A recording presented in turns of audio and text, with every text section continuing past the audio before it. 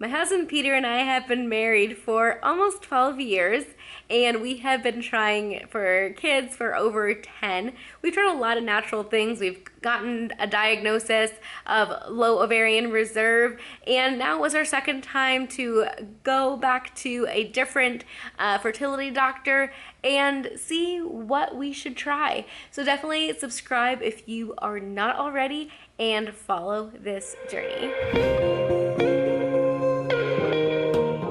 So we are on our way to see a fertility doctor to hopefully get a game plan for things to try and a outline of all the different costs for those things. The last time we went to a fertility specialist was 8 years ago, and at that point it was told that my AMH was low, which is a hormone, and it was at 0.8, and they said it needed to be at 1, and that there was nothing naturally to do to raise it, and our only options were IUI or IVF, but because of that low AMH level, it would be a very low chance of getting pregnant. And at that point, early on, we're not gonna just be sending endless amounts of money and with such a low chance. And so we, still not spending endless amounts of money. No, not. I shouldn't say that we're gonna be spending, but it wasn't a good time for us to pursue even IUI. And the last 6 months I have been going to a functional doctor to getting my just overall health better, because my vitamin B12, my vitamin D, and my iron was super low, my estrogen was high, my progesterone was low, and I was just getting sick so frequently. So I got my overall health better, and a couple months ago I had my AMH level retested because I was just curious at where it was at. And I was told 8 years ago that there was nothing naturally that could raise that, and as I got older, that number would just go down. Well, it was at 0.8 8 years ago, and now it's at 1.3. I'm almost 35, and someone 35, it should be at 1.5. So I'm really close to where it should be. And so now it's like, okay, so what is the issue? What is holding up fertility? And so we just want to make this appointment to get some answers. We are not willing to try anything too invasive. IVF is not a path that we want to take. We may do IUI, and maybe just do a couple of cycles of Clomid. We never even done anything like that before, or maybe letrozole, or other options like that. So we'll see. I'm nervous because I don't love going to doctors, and I also don't like admitting hey, yep, something's wrong. We haven't become pregnant successfully, even though we've tried all these natural things. I made a whole series on all the natural things that we've tried, and so it's just nerve-wracking, that's all. But I don't mind. You go see somebody when you got a problem to get it fixed. I know. Problem solved. Yeah, so I'm thankful that Peter can come with me to this appointment. The very first time I had gone, I always went by myself. You would come with me when I got the HSG or whatever thing where they shot dye at me. You came with me at that appointment, but everything else I went to on my own. So I'm thankful that you get to be with me to help me think of the right questions to ask and just kind of get a plan, and hopefully a success. But for the last couple of months, Peter has been saying he's gotten to the point in life where he's okay if we don't have kids naturally, and that was hard to hear, and I've come to the point where I'm pretty close to that.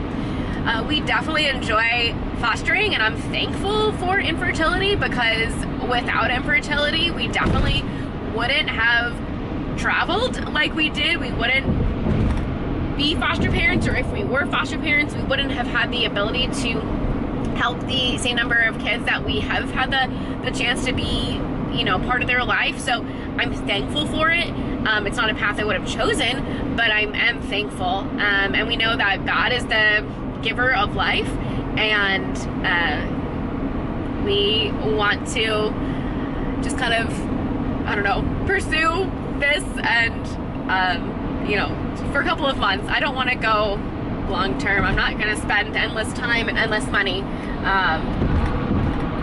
First off, we don't have endless time or money, so just wanted to be wise with our resources, and just figured now is a good time to try.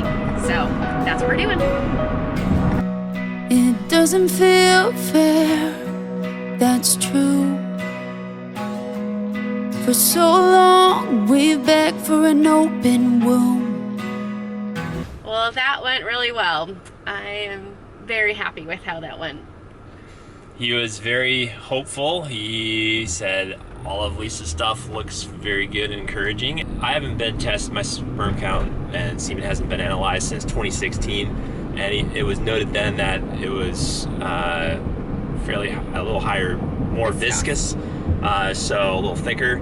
And he said that, yeah, I mean, that would be an IUI would be a good treatment plan for that potentially, because it would help make sure it gets there. But he's like, hey, let's check it again. Yeah. And we just looked up just to see, like, okay, what's some natural ways you can make it less viscous, whatever. And it's just making sure you're hydrated. So it could have been I wasn't as hydrated as I should have been that one day. Or it also talks about make sure you're eating a healthy diet, exercising a lot, and I'm probably actually exercising even more regularly than I was then. So yeah, I'm gonna go get tested.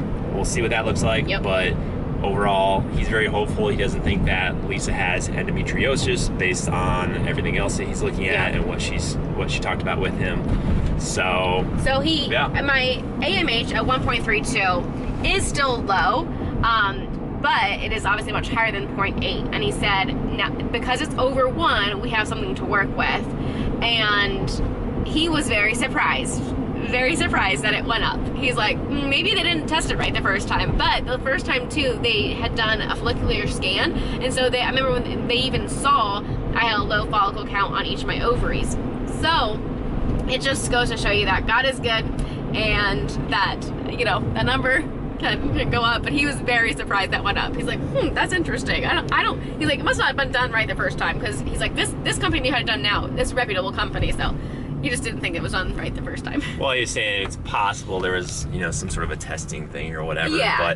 But then we're also like, well, there's also been a lot of people praying, so. And I've done a lot of natural things, so it's probably just, combination, and, we're just very, very thankful. Yeah. And then we had said, God's in control, and, who knows, maybe. Yeah. It's a miracle he's working. So, anyways, and then he had said, "Yep, God's very much in control." So yeah, so I appreciate that. That was cool. So and there was a Bible in the corner in the office, a Gideon Bible on the table in the waiting room. That was cool to see. So yeah, Advanced Fertility Group in Indianapolis is where we went with Dr. Gentry, who is very old. He has been doing this for over 40 years. So very experienced as well. Still very sharp. When he came in, I was impressed with how sharp he still is. So sharp. It's amazing. And his very first question was, "All right, how's the office staff been treating you?" So they were all great. So he said he greeted us something like, "Hey kids," or whatever. Yes, hey kids. He's like, at your age, you're just little young kids, whatever he said. Like, yeah, because I'm sure people going in, it's like, oh, I'm so old. Like, is this gonna work? But he's just very comforting. And as long as Peter's sperm count all looks good, then the next step will be an IUI. Well, you taking with letrozole. I believe you're on that for 5 days on your cycle, and then after that, then you get an injection shot to make the follicle mature, and at that point, it's time for the sperm to be washed and everything, and then injected right where it needs to be at the exact right time. So that will probably be the next step, and based on where I am currently in my cycle, and then having to get this to come back, it'll be in 2 cycles that I will be able to try. When we went to the fertility doctor, I was at cycle day 17, and so the doctor did not think in 11 days, when I would need to start my letrozole, that in that time frame Peter would be able to go and get his sperm test and get the results back to see if we should pursue IUI that next cycle.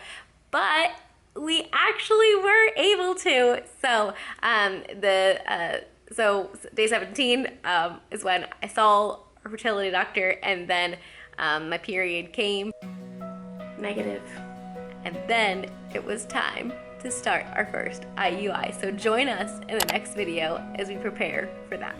No, nothing here is wasted. God will redeem.